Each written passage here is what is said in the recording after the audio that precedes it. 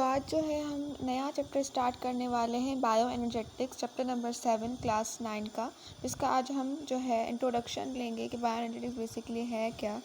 तो इसमें आपको बता दूं, बायो का मतलब होता है लाइफ। बायो में हम लाइफ के बारे में बायो का मतलब होता है life, study of life biology में। और एनर्जेटिक्स का मतलब होता है एनर्जी, कन्वर्जन ऑफ एनर्जी। तो बेसिकली हम पढ़ेंगे कि कैसे जो है लाइफ प्रोसेसेस में, लिविंग ऑर्गेनिजम्स में एनर्जी ट्रांसफ़र कैसे होती है और वो एनर्जी कहाँ से आती है, और बेसिकली हमें जो है वो एनर्जी की ज़रूरत पड़ती क्यों है। ये सारी बातें जो है वो हम डिस्कस करेंगे इंट्रोडक्शन में कि बायो एनर्जेटिक बेसिकली है क्या। तो let's start it.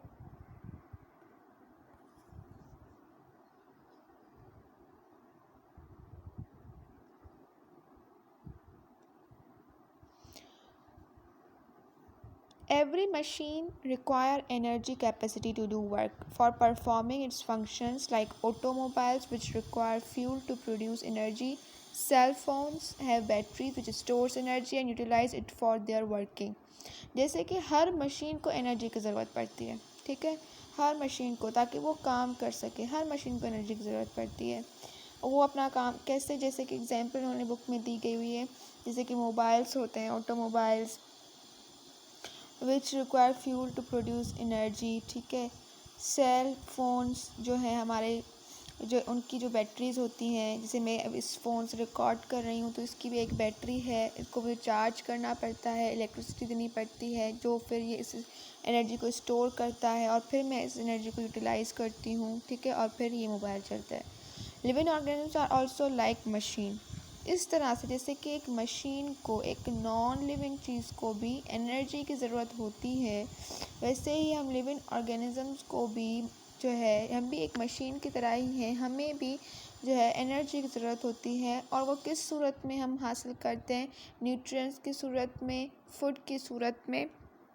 The special molecules of food contain energy, वो मॉलिक्यूल्स जो कि फूड में जो एनर्जी जो है वो कंटेन करते हैं, बेसिकली उनके बारे में भी पढ़ेंगे हम। Here question rises from where this energy come in fuel and food molecules. अब सवाल ये पैदा होता है कि ये एनर्जी आती कहाँ से है, comes in fuel and food molecules, और फूड मॉलिक्यूल्स में भी, फ्यूल्स में और फूड मॉलिक्यूल्स, ये एनर्जी आती कहाँ से है। तो बेसिकली मैंने जैसे कि आपको शुरू में बताया, तो पढ़ेंगे हम कि एनर्जी आती कहाँ से है और उसको हम यूटिलाइज़ करते कैसे हैं। तो ये दोनों चीज़ें इस पूरे चैप्टर में हम पढ़ेंगे। तो आपके सामने ये चार्ट है, आप देख रहे हैं कि इसमें कैसे एनर्जी कन्वर्जन हो रही है। सन से पहले लाइट एनर्जी आ रही है, वो प्लांट पर पड़ रही है, और फिर उससे प्लांट अपना फूड जो है वो बना रहा है।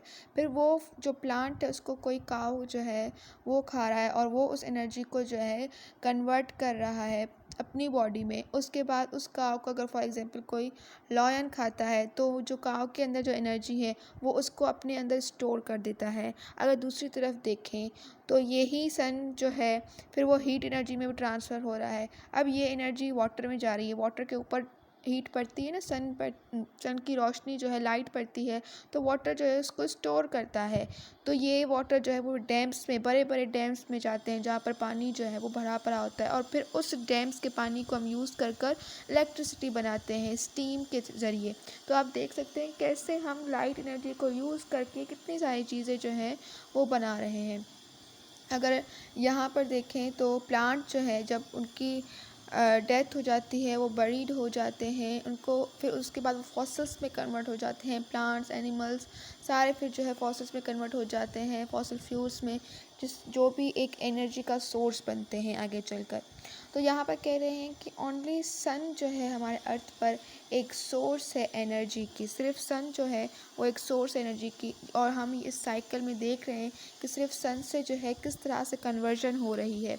अब अगर देखें तो एनर्जी जो है सन की पहुंचती है अर्थ पर लाइट की फॉर्म में, ठीक है, लाइट एनर्जी की फॉर्म में।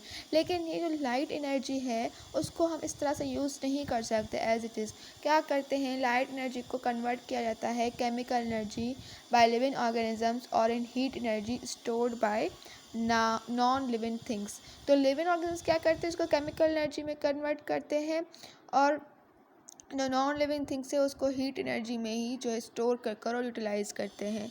The above chart shows that conversion of energy from one form to another form explain by law of conversion of energy और फर्स्ट लॉ ऑफ थर्मोडाइनमिक्स। अब बोल रहे हैं कि ये जो है law of conversion of energy को बताता है और जो है थर्मोडाइनमिक्स का पहला लॉ जो है उसके बारे में भी इसमें जिक्र किया गया है। तो बायो एनर्जेटिक्स बेसिकली वो चैप्टर है जिसमें हम थर्मोडाइनमिक्स के लॉज भी अप्लाई होते हैं, तो ये भी एक की पॉइंट है। अब कौन सा लॉ है जो आपने पढ़ा होगा यकीनन, which states that energy can neither be created nor be destroyed but it can change from one form to another. कि हम किसी भी ताकत को, किसी एनर्जी को, किसी क़ुव्वत को जो है ना ही हम उसको बना सकते हैं और ना ही हम उसको डिस्ट्रॉय कर सकते हैं, लेकिन हम उसको एक फॉर्म से दूसरे फॉर्म में ट्रांसफ़र कर सकते हैं या उसको एक फॉर्म दूसरे फॉर्म में ला सकते हैं, और ऐसा ही हो रहा है। आप इस चार्ट में देखें तो कहीं भी एनर्जी ना ही क्रिएट हो रही है ना ही डिस्ट्रॉय हो रही है, बल्कि एनर्जी जो है एक फॉर्म से दूसरे फॉर्म में ट्रांसफ़र हो रही है। सन एनर्जी प्लांट में ट्रांसफ़र हुई, उस प्लांट ने जो है अपने फूड में उसको ट्रांसफ़र कर दिया, चेंज कर दिया। फिर वो फूड जो है वो काव के लिए जो है वो प्लांट जब काव के लिए वो फूड बन गया, तो वो एनर्जी वहाँ से काव में जो है ट्रांसफ़र हो गई, चेंज हो गई। फिर काव से जो है लॉयन में ट्रांसफ़र हो गई। इस तरह से हम देखें तो हीट एनर्जी वाटर में ट्रांसफ़र हो गई और उससे फिर इलेक्ट्रिकल एनर्जी बन गई। तो एनर्जी जो है वो ट्रांसफ़र हो गई, लेकिन वो डिस्ट्रॉय भी नहीं हो सकती और ना ही वो हमारे पास क्रिएट हो सकती है। तो हम देखते हैं, as we can see that the energy heat energy of light converts in kinetic energy which flows water. This kinetic energy of water in dams is converted into mechanical energy when fall on turbine. तो basically ये एक phenomena बता रहे हैं कि किस तरह से जो है वो हीट एनर्जी जो है पानी जो है उसको एब्जॉर्ब करता है उस काइनेटिक एनर्जी को। फिर ये जो एनर्जी है वाटर की डैम्स में जाती है और फिर इसको हम मैकेनिकल एनर्जी में जो है कन्वर्ट करते हैं। किस तरह से इसको टरबाइन पर जो है फॉल करते हैं और टरबाइन पर फॉल करने की वजह से जो है ये इलेक्ट्रिसिटी प्रोड्यूस करता है। This mechanical energy convert into light energy in bulbs and LEDs light और again in chemical and mechanical energy in our fans. तो अब जो हमारे पास बिजली बनती है उसको भी हम कैसे यूज़ करते हैं, बल्ब्स में यूज़ करते हैं, एलईडी लाइट्स में यूज़ करते हैं, अपने फैंस में यूज़ करते हैं। तो ये यूज़ होती जाती है, ये कभी भी डिस्ट्रॉय या फिर हमारे पास क्रिएट नहीं हो सकती। On the other hand this light energy when falls on green plant is captured and converted into chemical energy. अगर हम देखें कि तो पौधे पर भी जो है वो लाइट पड़ती है, फिर पौधा जो है उस लाइट को कैप्चर करता है, उसको केमिकल एनर्जी में कन्वर्ट करता है और उससे अपना जो है वो फूड बनाता है। When these parts of plant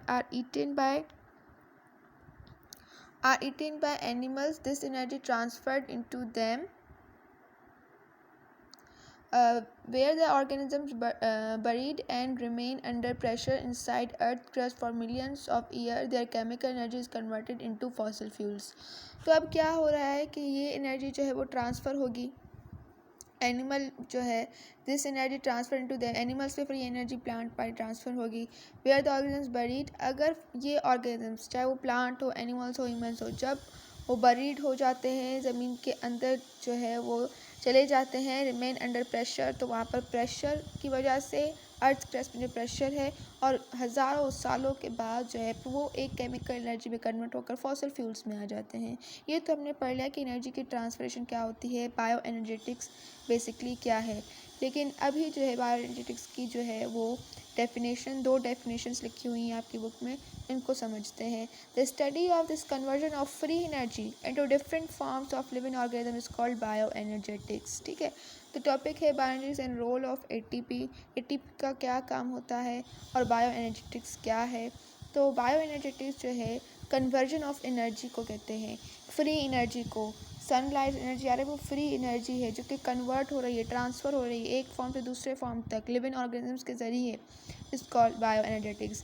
it's the part of biology, physics and chemistry concern with the energy involve in making and breaking of chemical bonds found in the molecules of organisms. ये एक ऐसी branch है जिसका ताल्लुक bio से, ना सिर्फ bio से है बल्कि फ़िज़िक्स और केमिस्ट्री से भी है। वो कैसे? बायो से, क्योंकि ये लाइफ के जो है प्रोसेस के बारे में हम पढ़ रहे हैं कि एनर्जी कैसे ट्रांसफ़र हो रही है। और फिज़िक्स का भी अभी हमने एक लॉ पढ़ा, लॉ ऑफ थर्मोडायनेमिक्स। और उसके अलावा केमिस्ट्री जो है, क्योंकि ये मॉलिक्यूलर लेवल पर हम इसको पढ़ेंगे तो यहाँ पर केमिस्ट्री भी इन्वॉल्व है। कैसे बॉन्ड्स बनते हैं और कैसे बॉन्ड्स टूटते हैं।